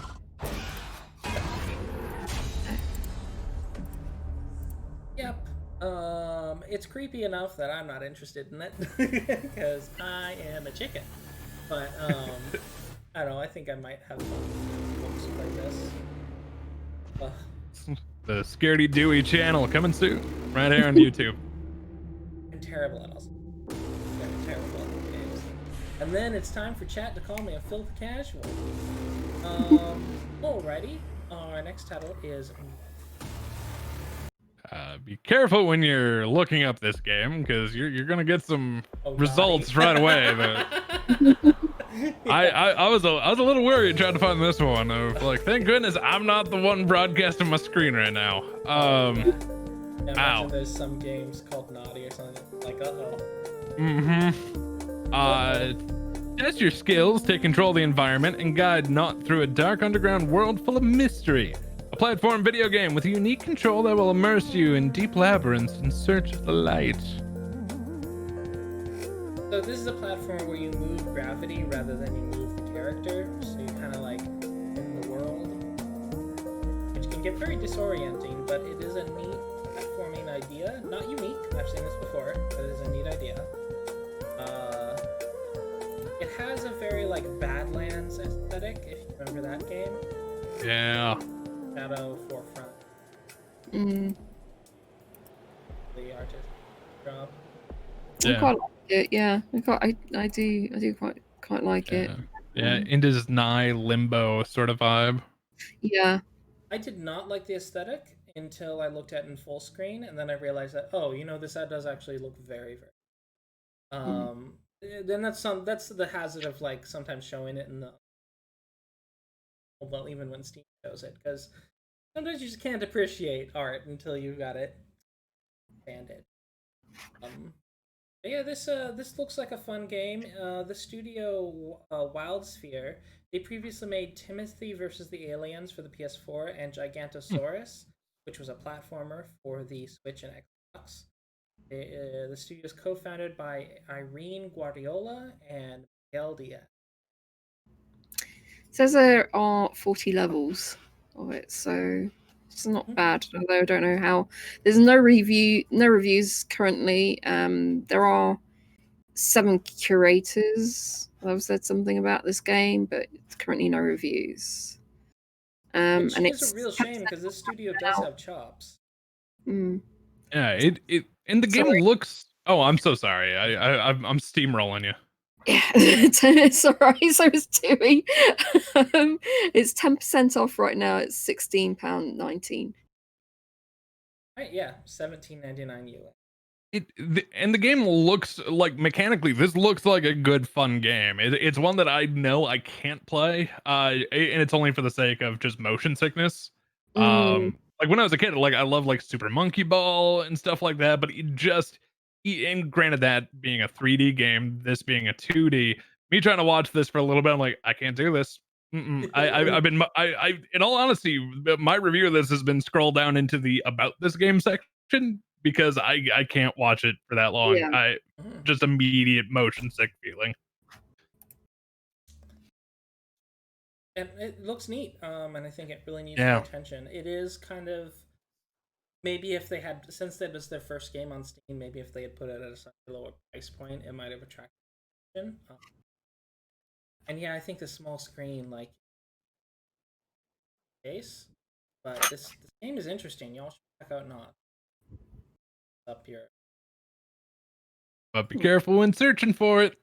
Don't be around certain people. I'm not a fan of the name of this game, and only for the sake of searching. Yeah, that's it. I think we've spoken about that before. Like, they really need to think about, especially when putting things on Steam. Sometimes you can't find games because of they've got like their one-word titles. So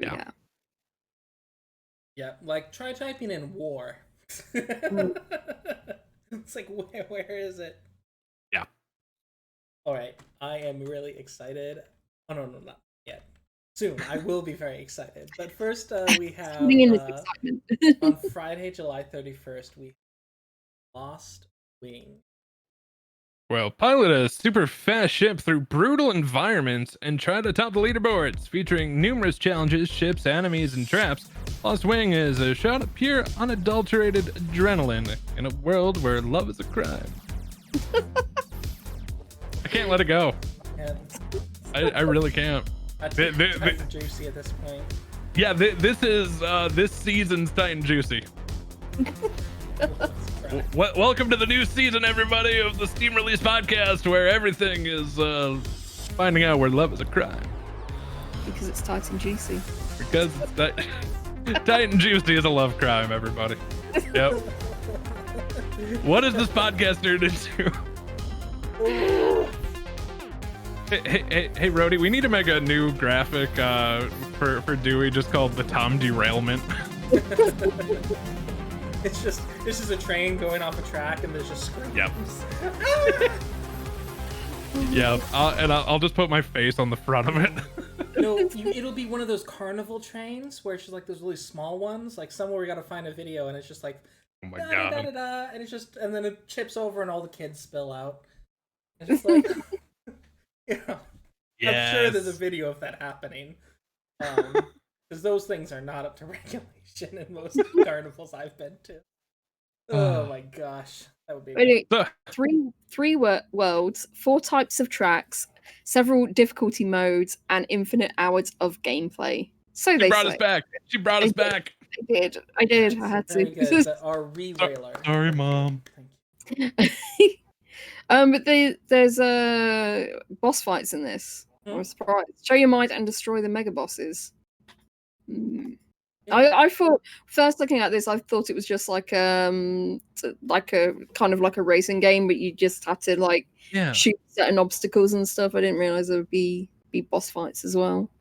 Yeah, it's almost like a 3D shoot 'em up / race. So that's kind of cool. Yeah, it's got the old school like arcade-ish vibes.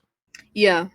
And I'm totally down with it, and it once again it's got a bumping soundtrack. Yep, and it's only $6 US. Not bad. Yeah, I'm very on board on this. It's not a genre I normally get into that much, but I'm kind of okay with this. Yeah, it's 25% off right now, and it's £5.24. It's like a modern day Star Fox. Yeah, I guess so. Yeah.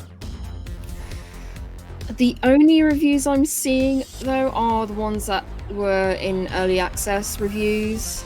So, right. Yeah. So Boxcraft Games, the developers, they're based out of Manchester, UK. Previously, they've only made mobile games, so this is their first experience. It looks fun. Yep, that does. Not normally my genre, but it looks good, looks fun. I love the UI track on the side.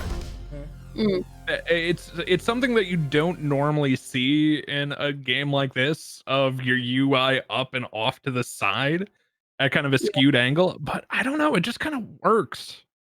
That's a really nice touch. Yeah, and granted, I obviously you're gonna have to try it in practice to see if you can really keep track and see stuff too well, because it looks like you've got like a bomb charge and all that, but I don't know, I kind of like it. I like it when the UI is sort of built in the game, and like, see, you have this image where the boss is, and the track's been broken because the boss broke it, and that's just cool that the UI changes on a particular level at a particular moment. That is awesome. I think that's really neat. So yeah. Now I'm really excited because the next game is Fae Tactics. It's out, baby. Dewey, do you want to read this one? Oh no, you go ahead. Okay, I was gonna say, as excited as you were, I figured I'd offer. In Fae Tactics, follow a young magic user named Peony on her journey across the vibrant world full of mystery and danger. Summon allies, cast spells, and befriend a motley crew of characters as you dive into the growing conflicts between man and magical beings known as Fae. It's out! Yes! It's out. This thing looks fantastic. I've been watching streams, and oh, it looks good. It looks so good. Yeah, I need this game, but at the same time, I haven't finished Celestial Arbiter's Mark. But this game, I need to check it out. Too many great tactics games. Gosh. Yep. And another by Humble Games. So I will stand by what I said earlier. They have good taste. What can I say? Yeah. I've seen this like game like pop up on my you might be interested in this, you know, over like for ages. So I guess has it been in early access or? It's just been in development.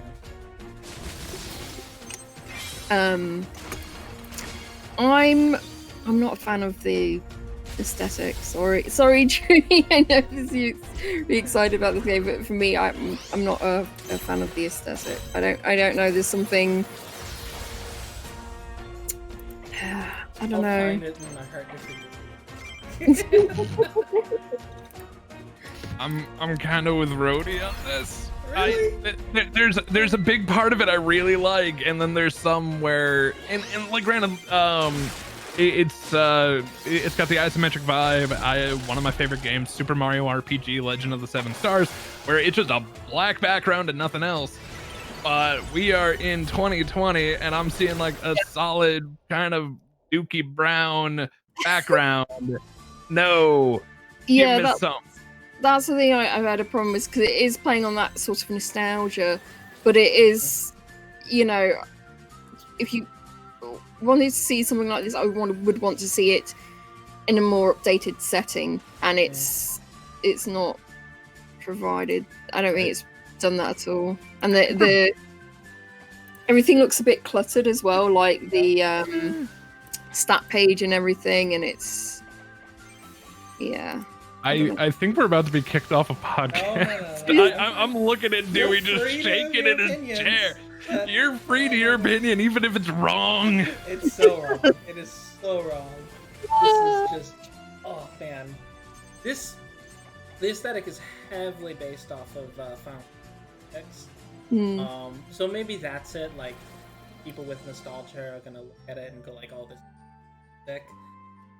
So maybe there is that, and yeah, I can definitely agree. The background, so for example, when you're at the edge of the world, they could have painted an environment to a kind of a fogged out environment there, rather than put a gradient. That is instead true. of brown. I think that would drastically improve its appearance.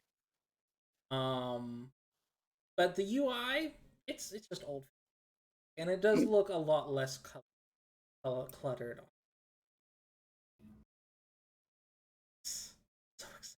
This is gonna be a purchase that I'm gonna very, very. I have it full screened and it still looks cluttered. Oh my gosh! Oh, it is 15.49, and you know, I'm sure it's you know, I was seeing like 25 hours, so you know, you're getting your money's worth. It is, yeah. So. It is a very long game, and that's so that you can do. There's the main quest. You can just plot through the main quest, but then there's a bunch of side stories as well. So yeah, it can get pretty, especially depending on how many characters you. Yeah. My spoiler prediction for Dewey's game of the week. I don't know why, but I'm taking a stab in the dark here. Oh yeah, I know. I wonder. Spoiler alert. Endless Fluff Games is based out of New York, and they also developed Valda's Story, Abyssal City, and Legend of Fae. Legend of Fae is a match 3 type game, match 3 battler, and Valda's Story is like a 2D like fighting game. Well, no, it's a story, so it's like a platformer, Metroidvania. That's what I'm going. So it's a Metroidvania that also doesn't have an aesthetic I like. This is the Fate Taxis is the first game out of because it does very faithfully recreate that experience. And I don't remember if we said, but it's $19.99 US. Yeah. Yep, I know Rody got the UK pricing in, but I couldn't remember if we Yanks got that in. So yeah, that's Fate. Alrighty, and our final game of the list, Friday, July 31st, is Lockhart. Private Eye must deceive a rich family into revealing their darkest secrets before the killer amongst them silences everyone for loving. Because it was a crime. Yeah, so this game is developed by Harmless, who is a solo dev, I do believe, and was made in RPG Maker. So we do crap on RPG Maker games a lot, and there's a reason. But there is a way, RPG Maker, it's just a tool.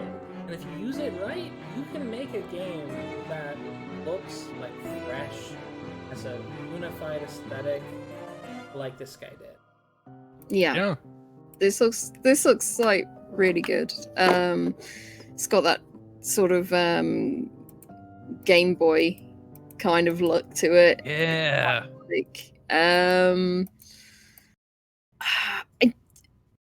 I almost feel like this sort of thing would be up my alley, but at the same time I'm not entirely sure. 2 to 3 hours long at $5. I might be apt to pick this up at some point. Yeah, it's $3.99, so it's not bad. It says explore the mansion's 100 rooms for keys and clues, interrogate 10 suspects, use persuasion as combat mechanics. Yep, that's interesting. I've seen comparisons to I think just in the fact that you can have a persuasive combat, I think people compare to games like Undertale, but I don't think that's entirely fair because it's actually Undertale invented. So, but yeah, it's a cool, it's a neat little game. Retro. So someone said, I enjoyed the story. It could use some branching paths, but not bad. Interesting use of dialogue combat, more depth than similar games. I'm kind of impressed by how intuitive progression was, color coding, timed hint dispenser, map, frequent checkpoints. There are glitches and soft locks, though. The game seems very polished until enemies started to chase you.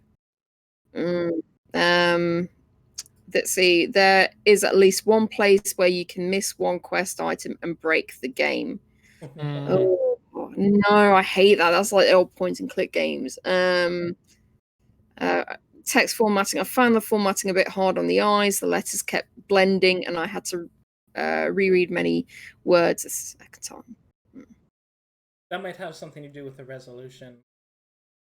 Yeah, because it should be pretty clear. Great. I'm gonna add this to my wish list, but I'm sort of still on the fence about it. Yeah, I'm with you. I'm on a coin toss. And even looking through everything, I'm like, okay, I kind of want to give it a shot, but I've got another. How many other games I kind of want to play before this? Yeah. You hear that, Harmless? You're on thin ice. So, but yeah, and that is our list. That is our list for this week. Yeah. So the question becomes, what is your best of the week? Dewey, you might as well go first. Yeah. Let's be honest. I'll go first. My best of the week is absolutely Fate Tactics. What? I've been anticipating this game for years. I'm very excited that it is finally out and ready to be played. So, checking this out sooner rather than later, but we shall see. I still have a to go through. But yeah, Fate Tactics definitely wins. Listen to if there's anything that can. And there was a lot of good games this week. But ultimately, I think Fate Tactics is so far ahead for me. The one I got. Alright. Tom, what is your favorite? So So if we do what we used to do on catch up, I would say MoonQuest on the catch ups. Yeah, I think I'd agree with you on that too. MoonQuest is the best. But then going into this week's, I'm kind of torn because I really want to give the interesting journey of Monsieur Path a shot. It's probably the most likely one for me to pick up at this point. But I also really liked Maid of Sker and Lost Wing. All looked really good, but I think I might, just because I really like the UI, the Star Fox vibes and everything, I'm probably gonna give it to Lost Wing. Yeah, there was this felt like a really good release week, in all honesty. There was a few price points that we weren't always fans of, and some we were on the fence, but it's been a while since I've been this torn on a release week for trying to pick the best of the list. But the Lost Wing, as I said, give me an old arcade, really cool looking UI on the sides. Star Fox, great old classic game, and this is kind of right up that alley too, even though something's not going to tell me to do a barrel roll, and that kind of bothers me a little bit. You know, maybe if I play this game with Dewey on a Discord call, maybe. Or I'll just get him on a soundboard, one of the two. But I think Dewey live is so much better. Let's be real. So yeah, I do. So yeah, Lost Wings is gonna be Tom's tight and juicy game of the week. Alrighty. And Rodi, what about you? I feel like there's a lot of options. Yeah. I think for catch up, I think Out of Space. That's one's gonna be my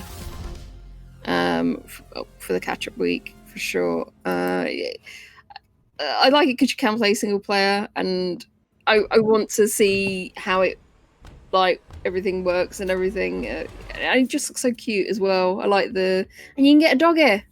I mean, yeah. You wouldn't want that. And well, people don't like doggies, and they're wrong.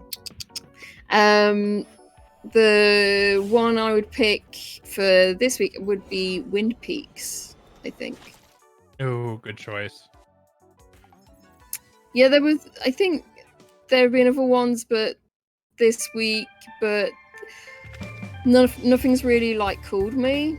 Like, I think the point and click games weren't so.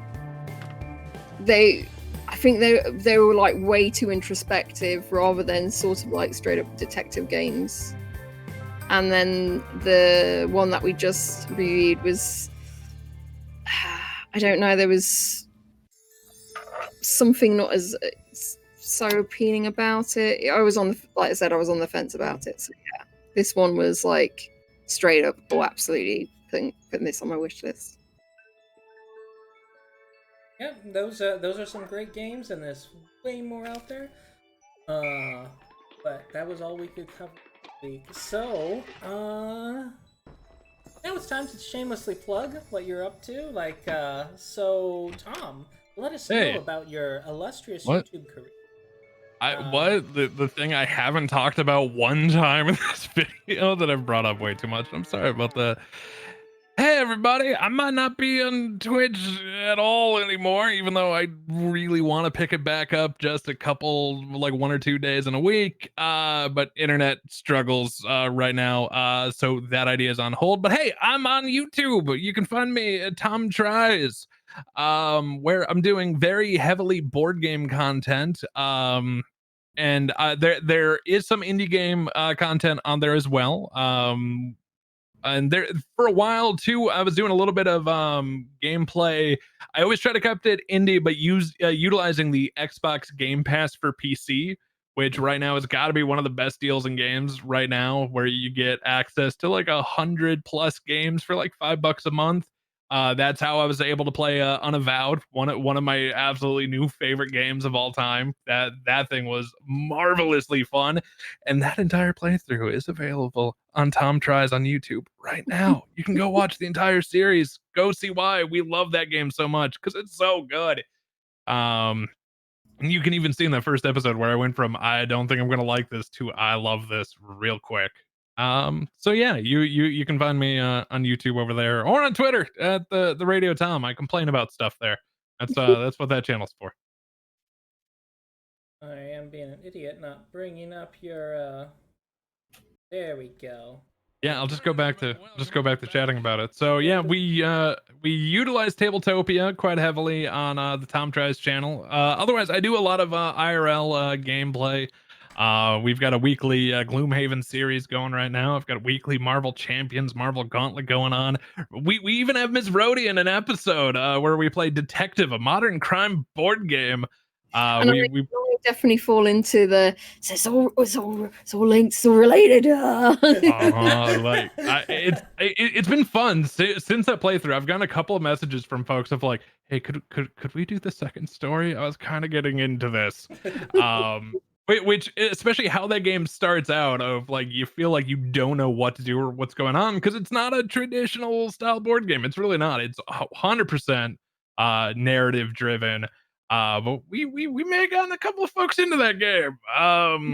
And yeah, the full first case is completely available. And once again, it's got Miss Rhodey, so go check it out. You don't get to see the beautiful face except for a little icon that we used, but you get to hear the beautiful voice of Rhodey trying to solve the mystery of why a watch came across. A watch from World War II ended up at an auction house. So yeah, that's sometime I need to get both of you into a game. That would be that'd be fun. Yeah. Very fun. All right, Rhodey, what about you? What are you up to? Oh, I've not been streaming like at all lately, but I hope to get back into that and finished that what was that? I was in the middle of a game, and so you just like I haven't given up on it, but I really want to play it to the end. I was playing something like oh my god, what was it called? Oh no, I'm so sorry. It's completely out the window, but it's kind of like an RPG type game, and it's got kind of really crass humor in it, and it's okay, but it doesn't really, I don't know, it's one of those things that you start playing and you're like, why did I pick this up again? It's just like it's just I don't think it's quite for me, but I want to finish it. I want to get it done. Now that I've started it, I want to finish it to the end. I did want to say Tom, because Tom might like this game. I was Spiral Scouts, that's the game, Spiral Scouts. Oh, so yeah. I did also in my what have we been playing? I did play Soko Loco Deluxe, and when you first look at it, it looks like a sort of management game, like a train building management game, but in fact it's plays like a puzzle game really, because you have to really connect one station. You've only get a certain amount of materials, and you have to kind of create a loop to the stations. Not necessarily everything, but you've got to try and get it to work properly, and you're only giving a limited amount of resources to do it in. So I think it's not quite, it's not the Transport Tycoon game that I thought I was going to get. It's definitely more like a puzzle game, because you're trying to have to work out how you're going to get it with these limited resources, trying to hook up everything. So I think Tom might like the sort of this puzzle aspect to it. It's already on my list. I've been watching it and listening to everything you're saying, and this looks right up my alley. Yeah. And Soko Loco, of course, is one of those studios that does they do game jams, so they create a bunch of games every month. But sometimes they go back and flesh out a game. Soko Loco is one of those. The original game was far more stripped down, but Soko Loco Deluxe is a full. So I have been like updating our curator page like bit by bit. So if you guys want to go and give us a follow, we're on if you go to groups, and I will give you a link here. But yeah, you can. I'm basically writing up all the games that we've discussed on the podcast, so you can give those a look in, and we would appreciate a follow. And if you're on YouTube, don't forget to like and subscribe. Thank you. Ring the bell. Yes. Like and subscribe. Thank you so much for being here. To the folks on Twitch and folks on YouTube. Farewell. Take care. Bye. Bye.